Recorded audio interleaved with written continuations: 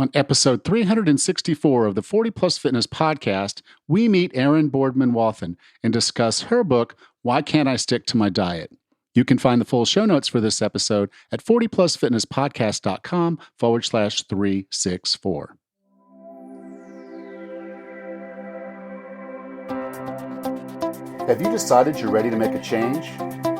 To reclaim your health and fitness? The 40 Plus Fitness podcast is here for you. I'm your host, Alan Meisner. I'm an NSAM certified personal trainer with a specialization in corrective exercise and fitness nutrition.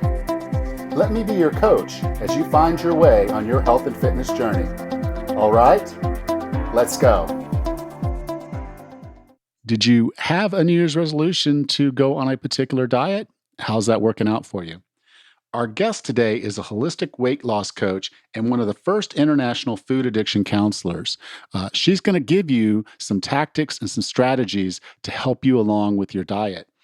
Her name is Erin Boardman Wathen, and the book we're going to talk about is Why Can't I Stick to My Diet? Erin, welcome to 40 Plus Fitness. Thank you so much for having me. Your book, Why Can't I Stick to My Diet? I think it's extremely timely. Because we're getting ready to go. We're in this new year here, and this is the time when people start their new diets. And it's also the time when they also quit their new diets. Yeah.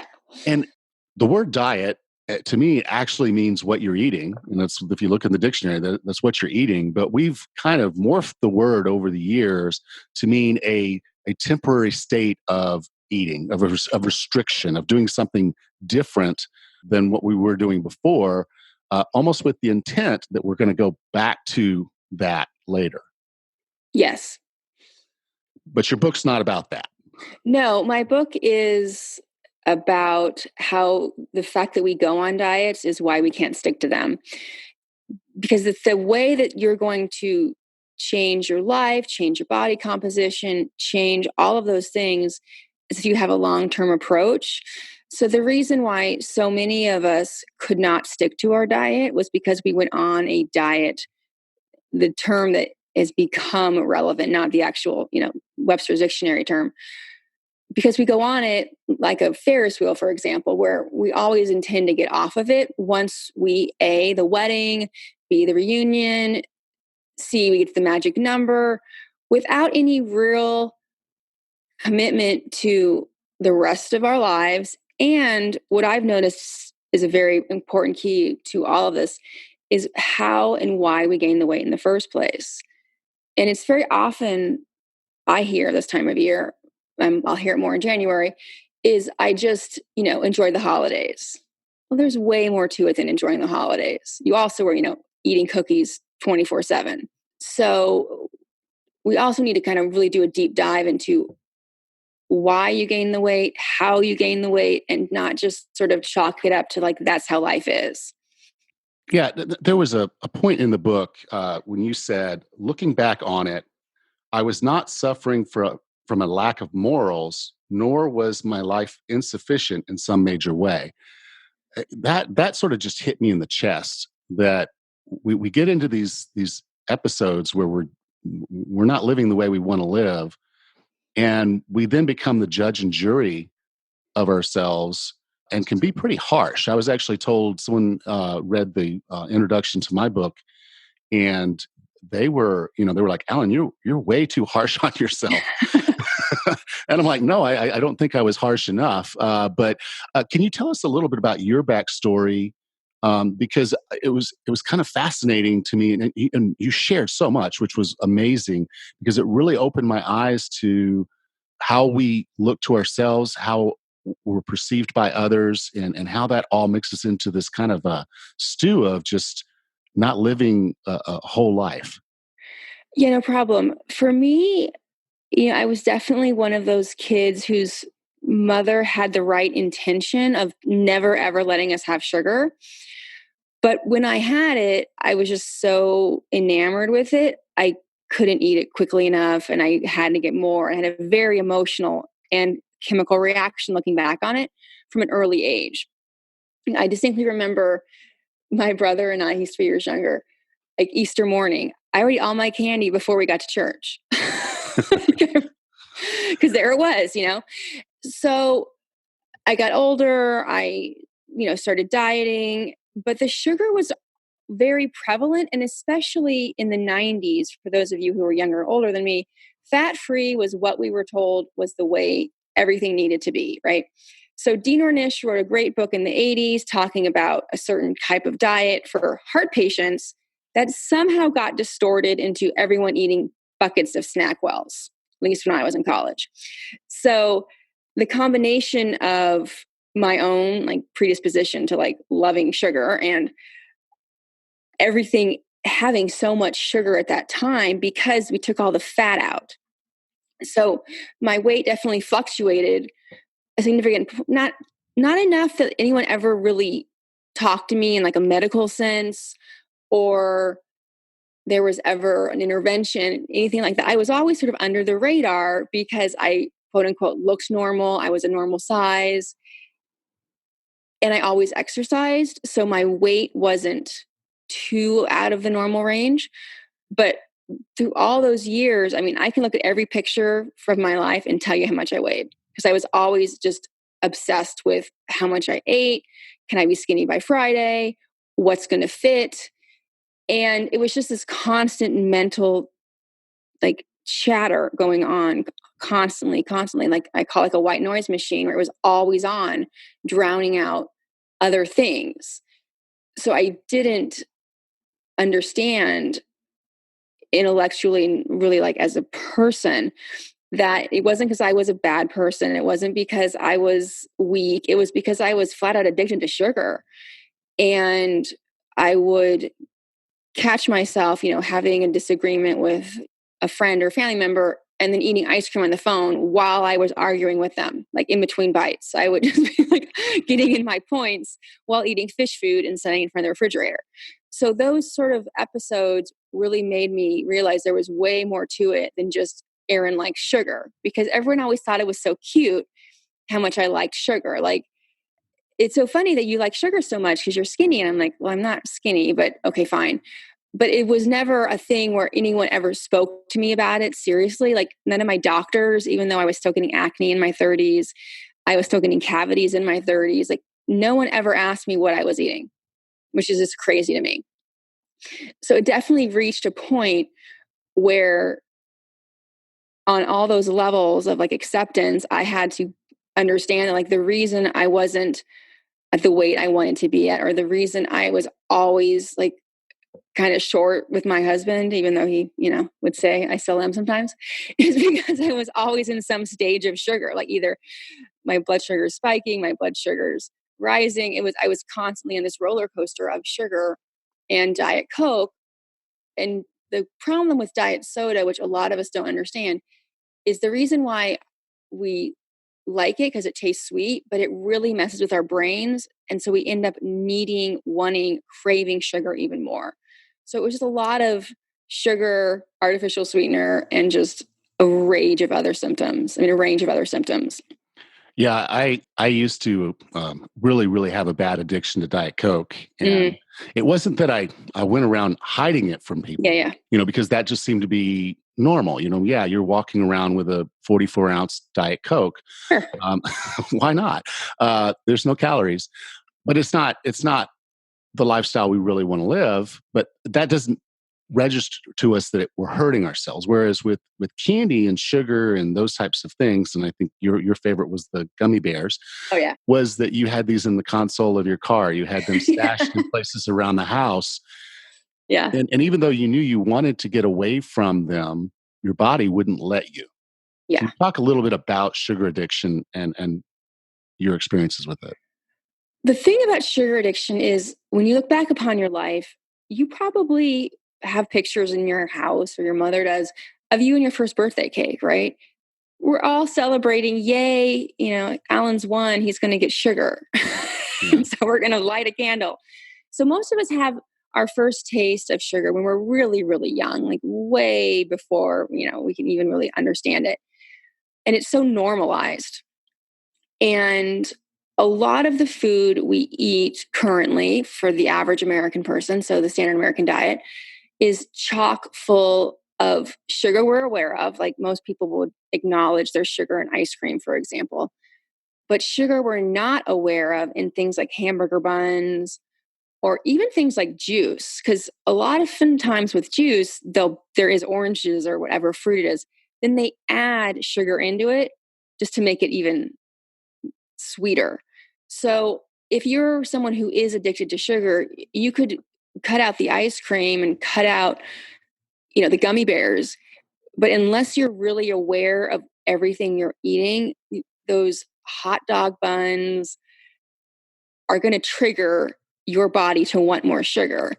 And there's a lot of chemicals involved and dopamine receptors and a lot of science. But just to summarize it, like I think is easiest, is the more sugar we eat, the more sugar we want. Because like any drug, our body gets a tolerance going.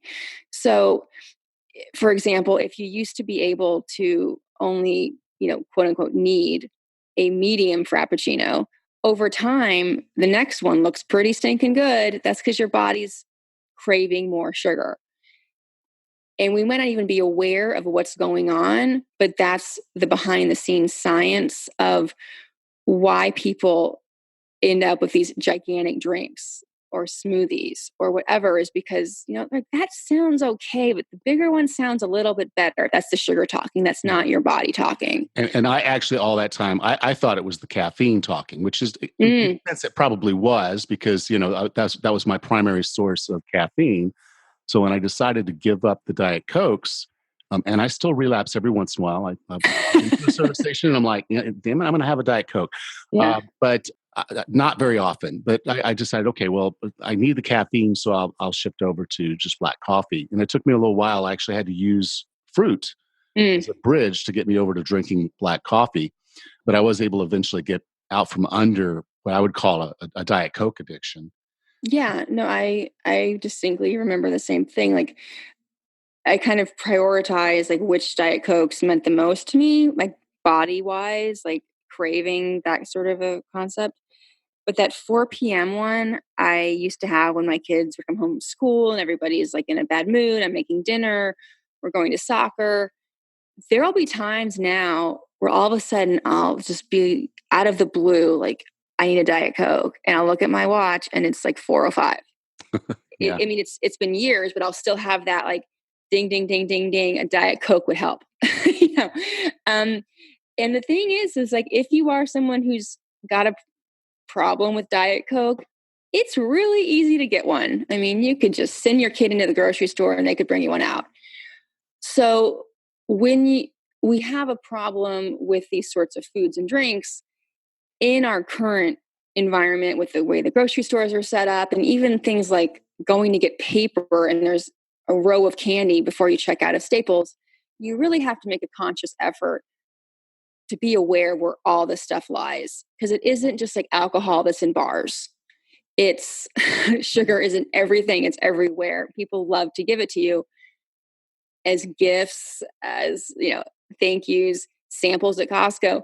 But being aware of everything it's in or saying no thank you until you know otherwise is something I've had to learn over time. Because with sugar addiction, it's one of those things where it's so easy to trigger it again, even if you've been off of it for weeks and months, because your body's still kind of longing for it a little bit. Yeah. And then there's also the psychological component of like a 4 o'clock Diet Coke would really help my kids be less irritating. I mean, Yeah. it would fix it, right? My kids would whine less if I had a Diet Coke. The homework would be easier. So the physical and all the other aspects of when we get in these habits and then our body is also interested in having it, it becomes a lot more of a process than just not having the ice cream. It also becomes reading every label and being very aware of what's in your salad dressing. Because even if we have the greatest intentions, if we're always triggering ourselves for sugar without even meaning to, like with the Diet Coke, for example, it's really hard to get away from it. Yeah. I like how in the book you've given us basically 4 guidelines because the way I look at it is this: one, I believe humans are opportunistic eaters, and Yeah. when we were foraging and hunting, that was perfect. We came up on a field of blueberries in the spring. Well, it's time to fatten up for the fall and winter, so go ahead, gorge yourself on the blueberries until they're gone, and then they're gone. But today, you walk into a grocery store, and 95% of it is sugar-laden crap. Totally. But your four guidelines kind of give what I feel is a really good, solid base model for someone to go through their daily eating and figure out how to make it work for them. Do you mind going through your four guidelines? Yeah, no problem. When I was developing my food plan, because a food plan is something you stay on, it's how you live your life. It's just from here till whenever. It's not the Friday skinny buy concept or the reunion. It's just how you're living. I really thought a lot about like all my nutrition knowledge, all my behavioral knowledge, all those things, and how to summarize it as quickly and as succinctly as possible. And I got to the four fundamentals because I just think anything less than five on your hand is easy to remember, but also because if you stick to these things, you will pretty much be okay. Yes. Even though they're very simple, the amount of words or the amount of numbers, it doesn't mean that it isn't broad in its scope. So first of all, just stick to the perimeter of the grocery store, right? So if you think about your average American grocery store, there's fruit and vegetables on one wall. Meat is always on the back by the freezers, and then the other wall is usually dairy. So, and then oils and stuff are in there somewhere, but we don't really need anything in the middle. That's where like the wheat thins live and the granola and all of the things that trip us up that just decrease our quality of life. So the first one is always, stick to the perimeter of the grocery store, not just when you're in the grocery store, but also in life, right? So if you're going out to dinner and they put the bread down, you don't really need the bread. I mean, you don't need all of those, refined carbohydrates. We're just I really, get really weird looks when I go to a conference and I pass the bread, and yeah, I don't take totally. one. I'm like, Yeah. and then I don't eat my dessert, and they're just looking at me like, Like, what's wrong with that guy? Yeah. Um, so, as far as when it comes to, just regular eating, and also when I was doing my food plan, it was really important to me to have it not be ridiculous for normal people. By normal people, I mean average budgets in average parts of the world, not people that are going to, go to 5 different grocery stores to get all the ingredients and hours in the kitchen and having a ton of extra cash. I'm talking normal food like chicken, broccoli, olive oil, like things you can get in a regular grocery store. So stick to the perimeters is always the first thing. And then the second is 3 meals a day. Now, if you're an intermittent faster, you can say your coffee is one of them, but we don't need to snack. We're just in this habit of 3 meals a day and 2 snacks, and you always have dessert, like you were saying, or the bread. If we're eating the right amount of food and the right portions, we can go very easily from lunch till dinner. We're just used to having a snack because everyone was always telling us we had to have snacks all the time. And look, there's so many snack foods available. yeah. So we don't need to be eating as often. And almost always the snacks we go to are some sort of chips or a bar or something that's not really nutritious. It's just empty calories, empty bag, empty everything. Yeah, and the real thing here is though, and if once people kind of get off the sugar, they'll start to recognize that the reason they were hungry at 10 o'clock and then again at 3 o'clock was the low blood sugar because they had a high blood sugar before after they ate breakfast because it's orange juice and a bagel and a cup of coffee with 3 teaspoons of sugar in it. Their blood sugar spikes, and then by 10 o'clock, their blood sugar is plummeting, and their body's screaming at them, "Give me more." Yeah, So once you kind of get to that whole food, like you said, walking around the perimeter of the store, that's actually going to make this 3 meals per day a whole lot easier. absolutely. And the reason why people are ravenous at 4 o'clock, a lot of it is because they didn't eat enough fat at lunch. So it's like it's all kind of goes together with we're not eating enough at one meal, so then we have a snack in between, and then the next, it's just this whole domino effect with one bad choice leads to another bad choice, leads to you're eating from the time you get home from work until you go to sleep. And you have the best intentions in the world, and 6 o'clock that morning, when you're going to bed at 10, you're like, what did I just do? Because you're eating sugar all day long. And it's really easy to keep eating it because it's in everything. Yes.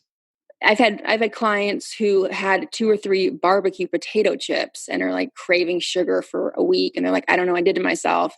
I'm like, well, tell me everything you ate. And it'll come down to like a couple of barbecue chips because there's sugar in there. It triggered them. They, for whatever reason, weren't cognizant of it. Next thing you know, they're stealing their kids' Halloween candy. So it's a slippery slope sometimes. It's the parent tax. Yeah, absolutely. Dad tax, right? So, 3 meals a day, the perimeter of the grocery store. I also talk a lot about meal planning, and not just on Sunday, I make batches of chicken sort of thing, which is great if you do that, but also not making any food decisions on the fly. Like you should pretty much know what you're eating every day because it follows your meal plan. But also, if you know you're going out somewhere, just look at the menu ahead of time if it's someplace new. You shouldn't be looking for excitement in your food. Your food shouldn't be entertainment. It shouldn't be your fun. It shouldn't be your friend. It really is all you need to get from like A to B in our lives, but we've made it into something else. So meal planning is, making sure you have all the right stuff in your house, but it's also knowing the night before what you're going to eat tomorrow, not just what I feel like it, going to the grocery store when you're starving. Next thing you know, you have, 5 types of ice cream because it seemed like a really good idea, right? So planning ahead and having that awareness, not when you're in the moment of, I'm not going to have dessert at that conference because it never serves me. I feel really tired afterwards and I can't do my work. I'm back in my hotel room or at the meet and greet or whatever you did when you chose not to have the bread and the dessert. You probably made that decision, a long time before you were in that situation. Yeah, I know when I walk into a conference, if it's buffet, then I just there's tables I can select to go to or not to. But if they're bringing the food out, I know 99% of the time they'll come out with a bread bowl, then they'll bring out your salad, then they'll bring out your dish, and then your dessert's sitting right there in front of you the whole time. I don't even look at the dessert as a food item. I look at it as just like a decoration on the table. It's entertainment, right? Yeah, it is. And then, I know everybody else is just trying to chow through their food so that they can hit that cake. And I'll easily pass the bread and the butter and go. It's just, but that's something that it took me really a long, long time to train myself to do. And it kind of touches on one of the things that you talked about in your 4 guidelines was, I make sure in a normal sense that I'm getting enough fat. I'm not eating low fat. I'm eating high fat, low carb. I'm eating whole foods, and my body is pretty much nutrient dense because I'm making sure to get good, high quality food. I'm planning for that. I'll go on to Thrive Market later today and order some organic meat shipped to my house because that's what I want to have. And my local grocery stores are just not really good at having enough variety of meat. So I'll order my meat. They deliver it to my house in a few days, and then I'll start thawing it out, and that's my food for next week. So I like how you put all those together because I do think they give us a really good foundation moving forward. Now, we're always going to run into the folks that say, well, you can still have your cake. You can still have some bread. You just have to do it in moderation. The moderation people. Yes. The unicorn. It's all calories in, calories out. And it worked and the funny thing is and this is another unique thing about sugar addiction is just like with all addictions, some of us can get off of an addiction really, really quickly and some of us cannot. Yeah. So moderation might work for 1 out of 100 people. But tell me why moderation is not really the route that most of us should be taking. Well, first of all, moderation, like I said, is like a unicorn, right? It's rare that someone can just have a bite of cake, just a bite. Odds are they're going to eat half of the piece, all of the piece, many more pieces, because chemically we need to look at food not just as beautiful and nutritious. It's also a chemical reaction that happens. When we chew it, we start digestion, all these things happen internally when you just think you're eating lunch. So when we invite those chemicals into our body, and cake is a good example because you have sugar and flour, so you got double dose. Yeah. Our body is going to think this is a really great idea because our pleasure sensor, dopamine, is very excited by this introduction, right? So that one bite is just sort of like, what do you mean? That's it? Like it kind of leaving it high and dry. Where if you never go there in the first place, you might see the cake, acknowledge the cake, you're aware of the cake at the conference. But having just one bite and not going into a full-fledged sugar thing later, or bread, depending on who you are, is very, very unlikely just based on the chemicals. Now, some people don't care about that kind of thing, right? Some people don't care about sweets, but they really can go for bread, like pizza, donuts, whatever. And it's the bread. Well, the way that we've gotten flour and sugar to nowadays, it's so ground, it's so refined, it's so processed. It's pretty close to our brain because they're both quick acting carbohydrates. And what a lot of people don't understand is like everything we eat at the end of the day, it has to fit under three macronutrients. So carbs, fat, or protein. Sugar and grains are both carbs, and they're quick acting carbs compared to like broccoli, which is slower, not as exciting as cake, not as exciting, but it's also a carbohydrate, but it's not one of the ones that will jack up your blood sugar and create this whole craving thing and have you start drooling. While a bite of cake, most of the time, for most people, they'll have a very difficult chemical and, like I said, psychological reaction to only having a little bit of it. Because if you notice, like all those like mini muffins, they get eaten just as quickly as the big muffins, if not sooner, because they seem so innocent because they're little and cute, right? So with a lot of the moderation people, and I remember moderation was very big in the 90s. It still is very big with a lot of commercial diet plans. And even the whole cheat day concept is a takeoff of moderation. But to have all of those things reintroduced to your body and say it's only going to be at that one meal is very difficult.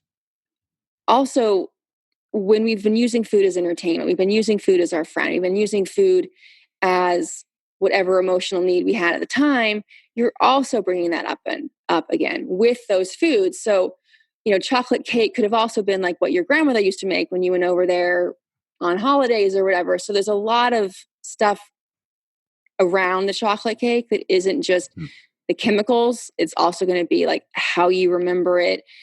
And what's really interesting too is there's this thing that happens when we get off of sugar and then we have it again, which you're used to this. You're probably used to the concept of a relapse with like an alcoholic or a drug addict. But this thing is called euphoric recall. So if we're off of sugar and then we decide to have the bite of chocolate cake because moderation is, this thing we all believe in, it will actually taste better because our body will want us to indulge more.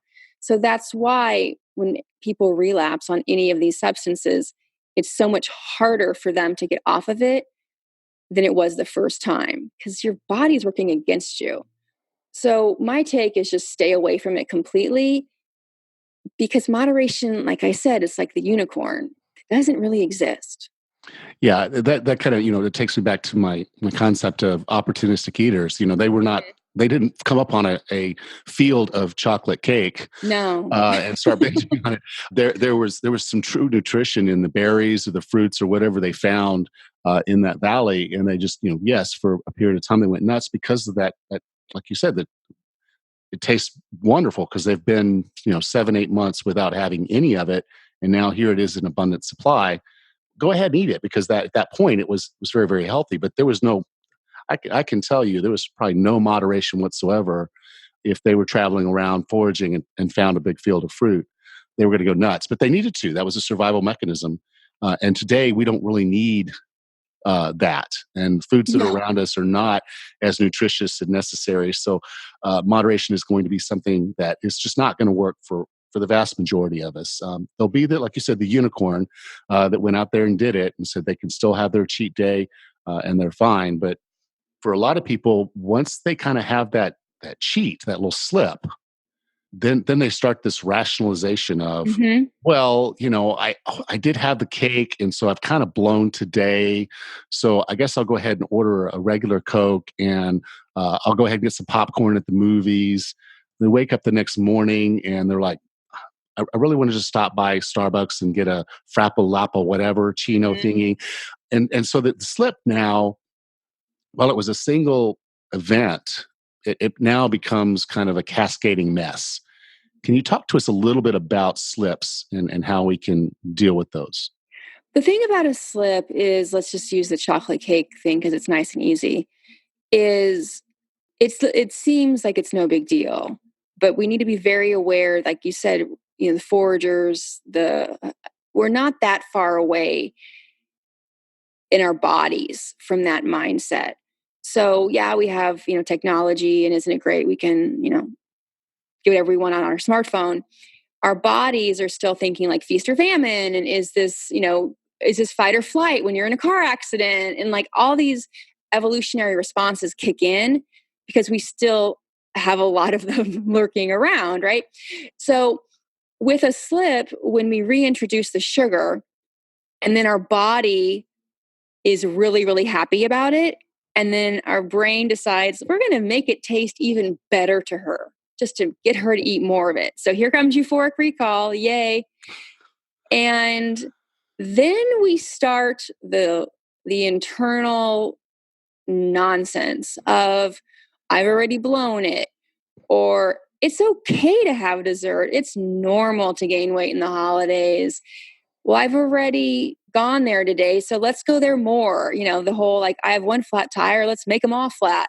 So we next thing you know, we've talked ourselves into an entire crazy amount of food that we didn't really think about eating. We just find ourselves eating it because that cheat slip or that moderation slip, whatever we're going to call it, that bite of chocolate cake can easily morph into a cheat meal, a cheat day, a cheat weekend, a cheat week, just heck, cheating.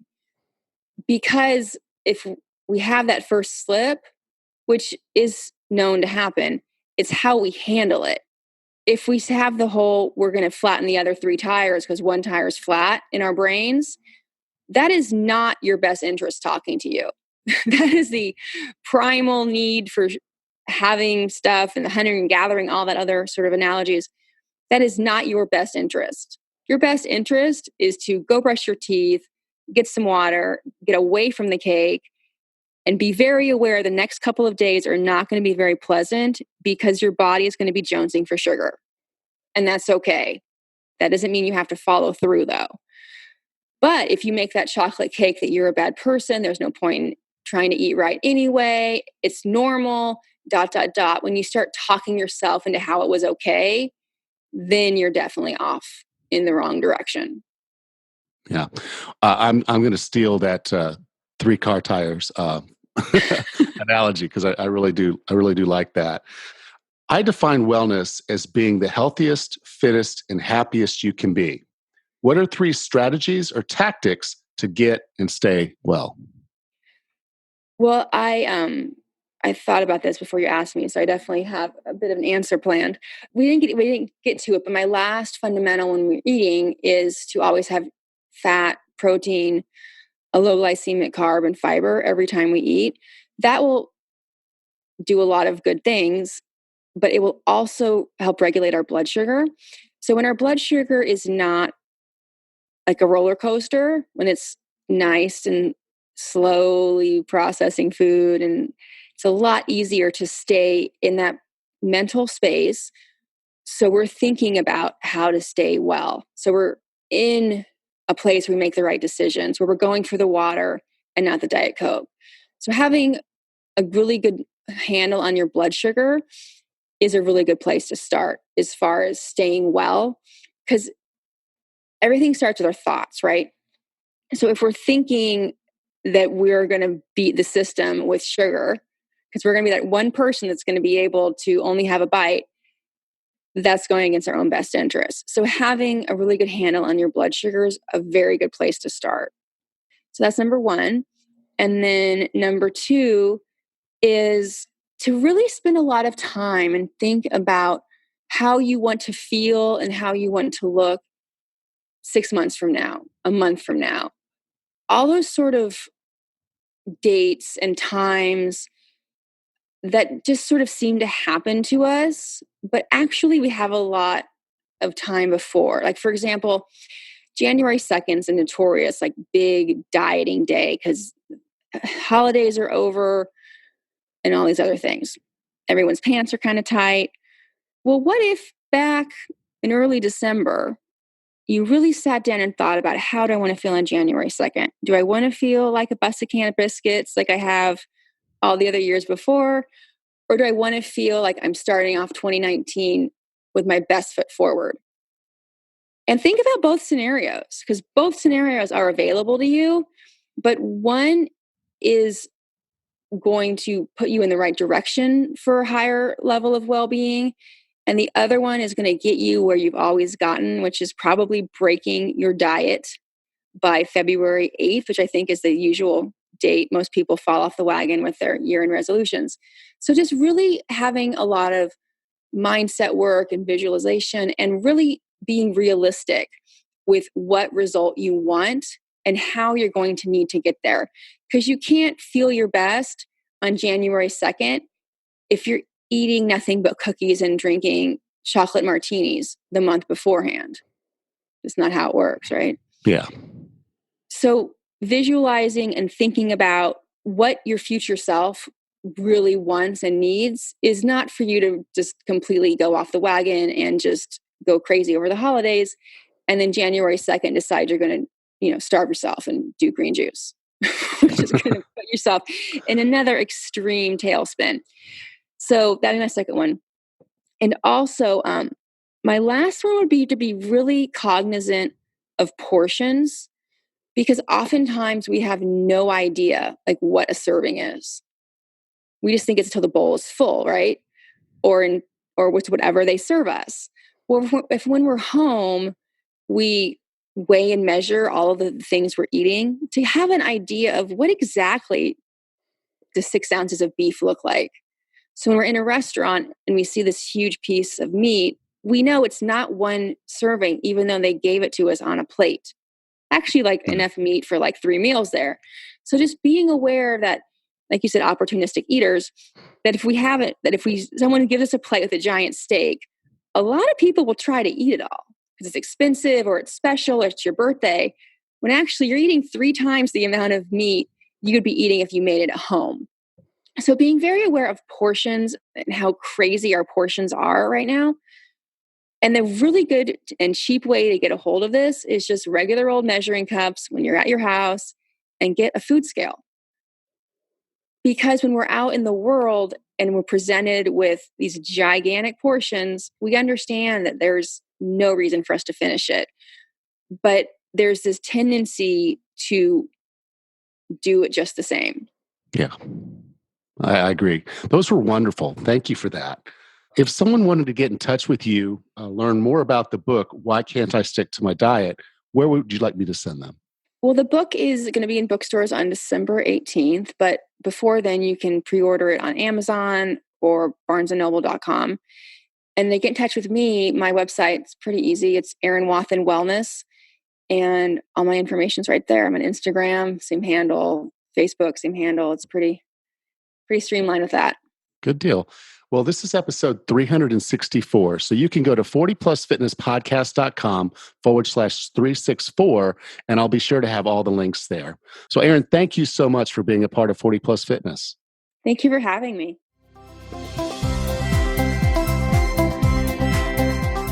I hope you enjoyed that conversation as much as I did.